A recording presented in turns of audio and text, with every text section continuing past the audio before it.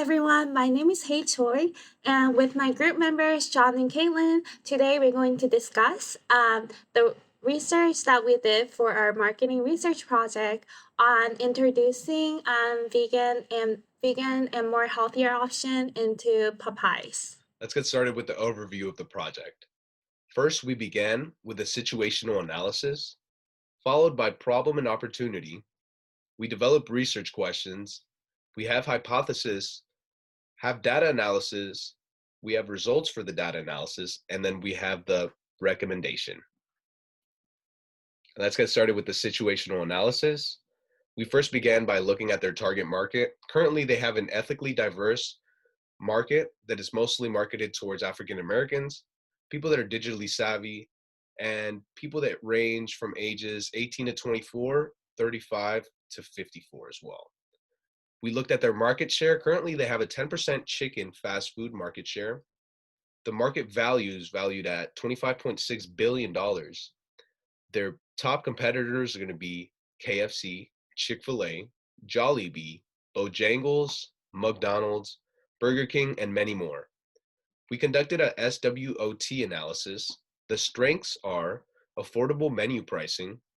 They also have a popular brand name and distinctive characteristics. They're a Louisiana restaurant, and they have Cajun-style heritage. They also have a huge international presence. A few of their weaknesses, however, are that they have low market share compared to the biggest competitors, Chick-fil-A and KFC. Most store locations are actually in the south of the United States, so they don't get a full range of the United States. Some opportunities that we do see, however, are new vegan menu can be introduced to appeal to the health-conscious growing Americans. We also see a few threats. They face competition from large fast food industry in the market, and they also have a rise in health-conscious consumers who would probably not consider Popeyes for their meal. Some of their problems and opportunities. The first problem that we saw is that there is a growing number of health-conscious consumers in the United States, and they are pressuring fast food restaurants to provide a healthier option. Currently, Popeyes is generally perceived as an unhealthy company by the public. The opportunities that we see are that introducing healthier vegan menu choices is a good opportunity to differentiate Popeyes from its competitors and to appeal to a larger segments of people who are increasingly turning to more healthier choice options for their meals than the previous generation. We developed a few research questions. If people are conscious about their health, will they be more willing to purchase and pay for a vegan/healthy menu at Popeyes made up of organic ingredients?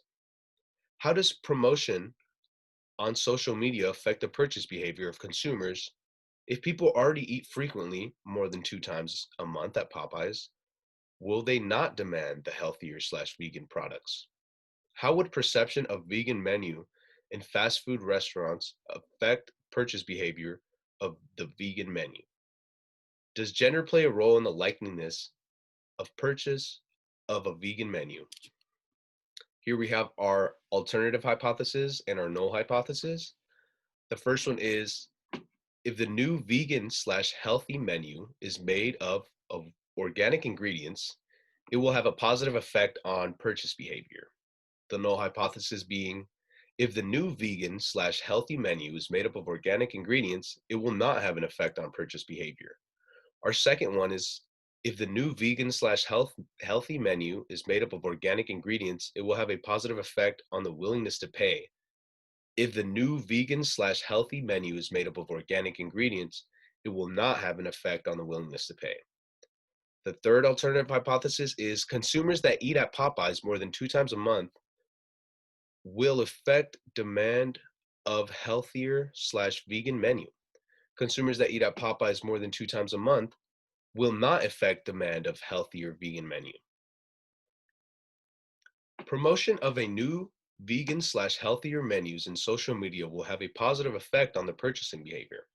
Promotion of vegan/healthier menus on social media will not have effects on purchasing behavior. The fifth one is, quality vegan menu has affect willingness to pay a higher price. Quality vegan menus has no effect on willingness to pay for a higher price. We have a few more Number 6 is, if the consumers have a positive attitude slash perspective about vegan foods in fast food restaurants, will they be more likely to purchase the new vegan menu at Popeyes? If consumers have a positive attitude slash perspective about vegan foods in fast food restaurants, they will not be likely to purchase a new vegan menu at Popeyes. 7 is, consumers that are conscious about product ingredients will demand healthier ingredients. Consumers that are conscious about product ingredients will not demand healthier ingredients. Females will be more likely to purchase a vegan menu at Popeyes than males. Gender has no impact on the likelihood to purchase new vegan menus at Popeyes. This is our conceptual framework map. It shows the independent variables and dependent variables that we're going to investigate and research uh, through our research questions, our hypothesis, and our survey. Um, and it shows which independent variables connect with which dependent variables. And we also accounted for two control variables, income and age, which is not the main focus of our research, but we had to account them so we didn't get good results. Okay, the research method. First, we created a 24-question closed-ended online survey on quadratics. It consisted of nominal, ordinal, and interval questions. And the approach that we took was convenience sampling. For those that doesn't know what convenience sampling is, it is selecting members of our sample from those that are easy to reach and those people who are available and those people who are around us, which was our family members, friends, and Georgia State students. And because of the limited time, there is potential sample errors that you can see, which were bias results, sample bias, and selection error. But with the limited time that we're giving, we tried our best to get the best representative sample as much as possible. Sample details. Our sample size was made up of 50 people. And to show you that we got a range of um, sample, we divided the sample into age, gender, and income. And as you can see, age, our sample was made up with age 16 to 36 years old. And about 38% was 22 to 24 years old, 28% was age 19 through 21, and the least, which was 2%, of the age group were age 34 through 36, and other 2% was 16 through 18 years old. And for gender, 62% were females, 36% were males. We generally got more female samples than our males. For our income, over 50% of our sample had income 60,000 to 75,000 per year. And second highest was 20,000 to $29,999 per year. And the least was over 75,000 per year. Hello everyone, so now I will be going over the different tests that we did to determine which hypotheses we are going to accept and which ones we are going to reject. So going on to the first one, the first alternate hypothesis is, if the new vegan healthy menu is made up of organic ingredients, it will have a positive effect on purchase behavior. And the first null hypothesis is, if the new vegan healthy menu is made up of organic ingredients, it will not have an effect on purchase behavior. So the main thing that we're going to be looking at after we conducted our t-test, which is a one sample t-test, is the p-value of one tail. So the p-value is 0.001 here, and it's highlighted on the screen. So because of that p-value, and because it's less than 0.05, we're going to reject the null hypothesis and accept the hypothesis that says organic ingredients will have a positive effect on purchase behavior. And moving right along to the second hypothesis that we did, the second one was that if the new vegan healthy menu is made up of organic ingredients, it will have a positive effect on willingness to pay, while the null hypothesis says it will not have an effect on willingness to pay.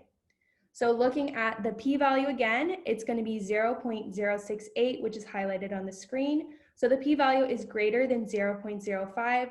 That means we will fail to reject the null hypothesis, and we will determine that organic ingredients will have no effect on willingness to pay.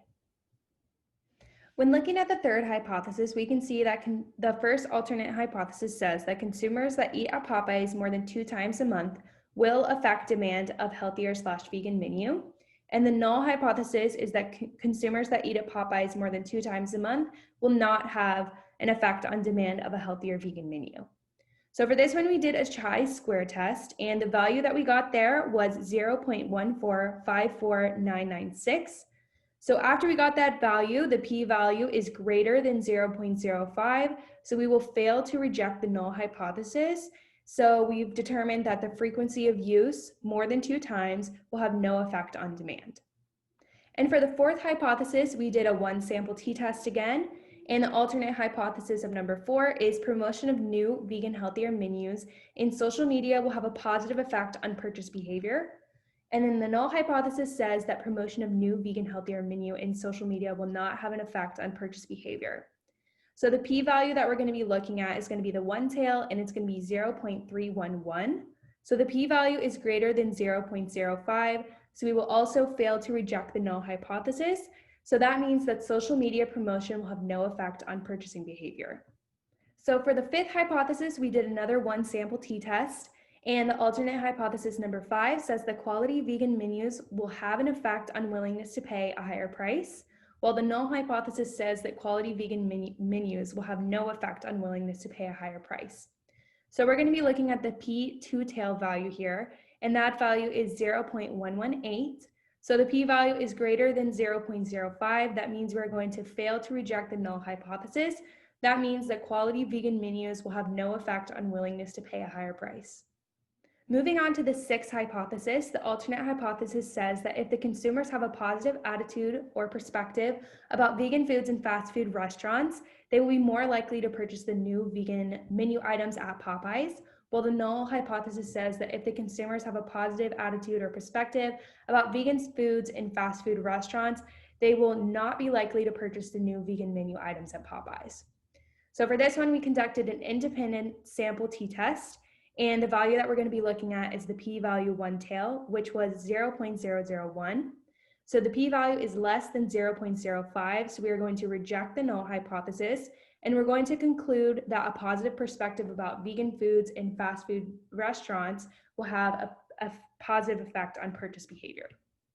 So moving on to hypothesis number 7, the alternate hypothesis number 7 says that consumers that are conscious about product ingredients will demand healthier ingredients. And the null hypothesis says that consumers that are conscious about product ingredients will not demand healthier ingredients. So for this one, we looked at a simple regression model, and you can see the different values highlighted here on the screen. So the p-value is less than 0.05. That means we're going to reject the null hypothesis. So we can determine that consumers that are conscious about product ingredients will demand healthier ingredients. And the last hypothesis that we're looking at is hypothesis number 8. So the alternate hypothesis says that females will be more likely to purchase the vegan menu at Popeyes than males, while the null hypothesis says that gender has no impact on the likelihood to purchase new vegan menu items at Popeyes. So for this one, we did an independent t-test, and we're going to be looking at the p1 tail value, which was 0.074. So that means that the p-value is greater than 0.05, so we will fail to reject the null hypothesis. So that means that gender will have no impact on the likelihood to purchase new vegan menu items at Popeyes. So after looking at the different tests that we conducted to determine which hypotheses we would accept and which ones we would reject, we have a few recommendations. The first one being that we should create a new menu made up of organic ingredients because this is going to attract new customers. Second, we're going to conduct further marketing research with larger samples and random sampling techniques.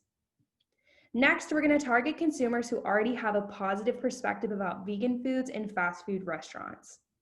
And lastly, we're going to research and expand on healthier ingredients because health-conscious customers demand healthier ingredients. All right, so as you can see here, these are the sources that we used, and I just wanted to say thank you for watching our presentation, and we hope that you enjoyed.